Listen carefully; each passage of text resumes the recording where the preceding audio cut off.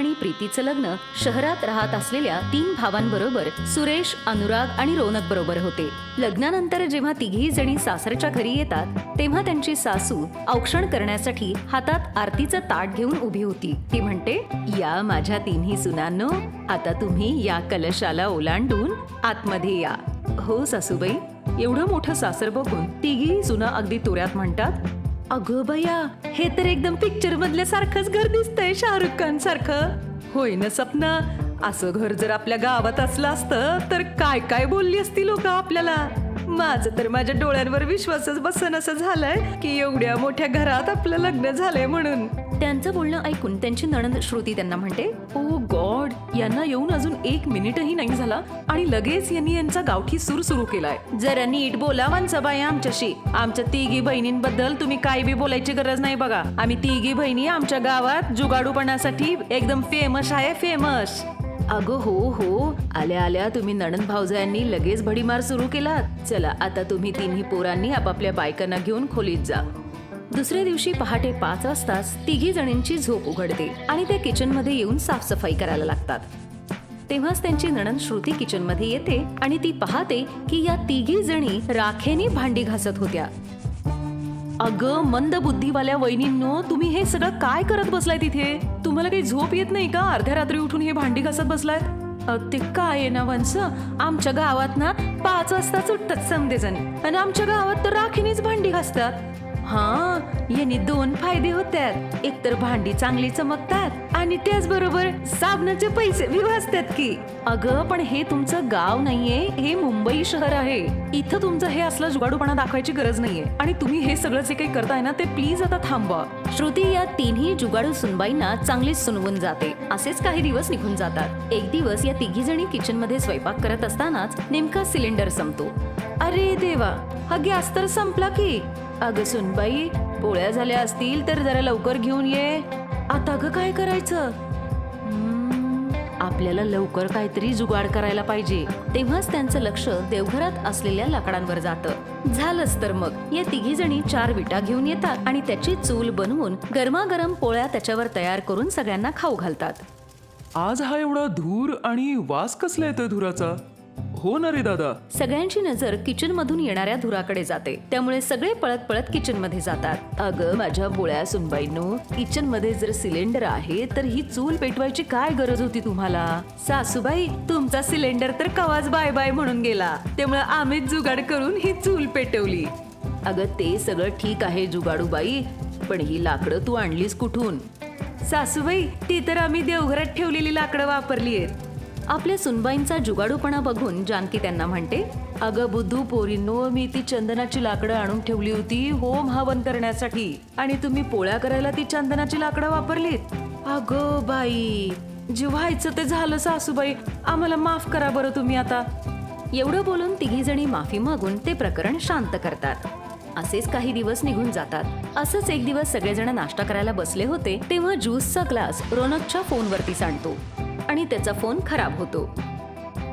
Oh no, आजच मला मीटिंगसाठी बाहेर जायचं होतं आणि नेमका आजच हा फोन खराब झालाय. आता हा रिपेअर करायला पण 2-3 दिवस लागणार. तुमचा फोन माझ्याकडे द्या, मी आता बिना पैशाचा तुम्हाला तुमचा फोन ठीक ठाक करून देते बघा. अगं माझी जुगाडू वहिनी, या फोनला तुझ्या जुगाडूपणाची नाही तर दुकानदाराची गरज आहे. तुम्ही काहीतरी जुगाडूपणा करून हा फोन डेड बॉडी सारखा करू नका. मग सपना त्या फोनला पुसून थोडा वेळ उन्हामध्ये ठेवून त्यानंतर तांदळाच्या डब्यात ठेवते आणि बरोबर 1 तासानंतर ती फोन रोनकला आणून देते. मग अगदी तोऱ्यात येऊन आपल्या नंडेला ती म्हणते, काय झालं ओ वंसबाई, डोकं गरगरलं का माझा जुगाडूपणा बघून? अरे वा सपना, तू तर अगदी 1 तासात माझा फोन एकदम ठीक ठाक करून दिलास की. बघितली ना माझी कमाल, फोन बी लवकर सुरू झाला आणि पैसे बी वाचले. खूपच छान काम केलं की ग जुगाडू सुनबाई. खरंच आज पैशांची बचत करून तू अगदी सर्व गुणसंपन्न असलेल्या सुनबाईचं काम निभावलंयस. हो ना, खरंच तू एकदम कमालच करून टाकलीस सपना. रोनक आणि सासूबाईंकडून कौतुकाची थाप मिळाल्यामुळं सपना खूप आनंदित होते. एक दिवस जेव्हा प्रीती व्हॅक्यूम क्लीनरनी घर साफ करत होती तेव्हा ते व्हॅक्यूम क्लीनर अचानक बंद पडतं. अरे देवा, हा लाईटीवर चालणारा झाडू तर बंद पडला की आता काय करू बरं मी? लवकर काहीतरी जुगाड कर बाई प्रीती, म्हणजे आपलं काम बी होईल आणि पैसे बी वाचतील. प्रीती हा विचार करतच होती तेवढ्यात तिचं लक्ष सोसायटीच्या बाहेर असलेल्या नारळाच्या झाडाकडे जातं. अरे वा, काय जुगाडू उपाय सुचलाय माझ्या डोक्यात. सपना सोसायटीच्या गार्डन मध्ये जाते आणि त्या नारळाच्या झाडाची पानं तोडू लागते. तेव्हाच तिथे गार्ड येऊन तिला ओरडतो आणि म्हणतो, अरे ओ मॅडम, कशाला चढलाय तुम्ही वरती? ए गुराखी, तुझ्या कामाला जा. जास्त बडबड केली ना तर दिन एक उलट्या हाताची बघ. आणि हे गार्डन काय तुझ्या बापाचं आहे काय रे? त्या गार्डला प्रीती ओरडते आणि झाडाची पानं तोडून आपल्या घरी घेऊन येते. मग त्या पानांपासून ती झाडू तयार करते आणि घर झाडून घेते.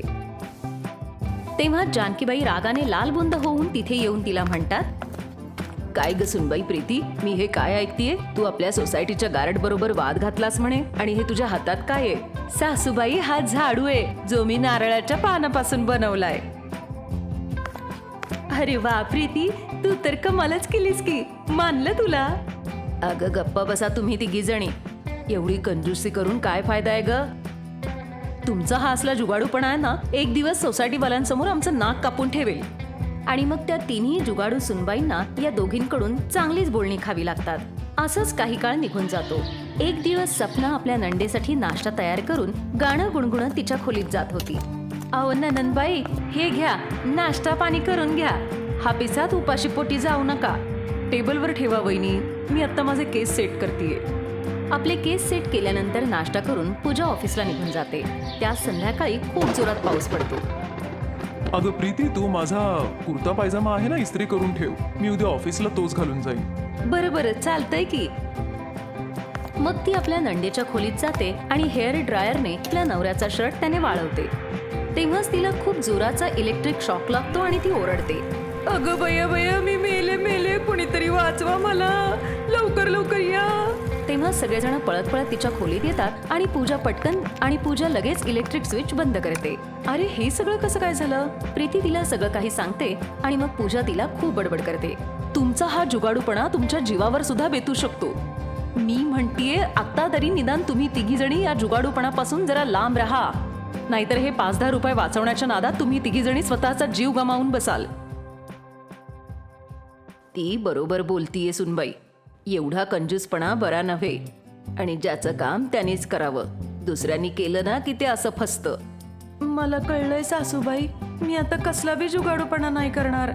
नणंद आणि सासूच्या बोलण्याने त्या तिघींनाही चांगली समज येते आणि मग त्या तिघीजणी आपला जुगाडूपणा सोडून सासू आणि नंदेकडून शहरातल्या सवयी शिकून घेतात आणि मग त्या तिघीजणी अगदी आनंदात राहतात. हाय, मी आहे शायनी. जर तुम्हाला मला असंच पाहायला आवडत असेल तर हा व्हिडिओ नक्की शेअर करा आणि हो, हा चॅनलही सबस्क्राईब करायला विसरू नका.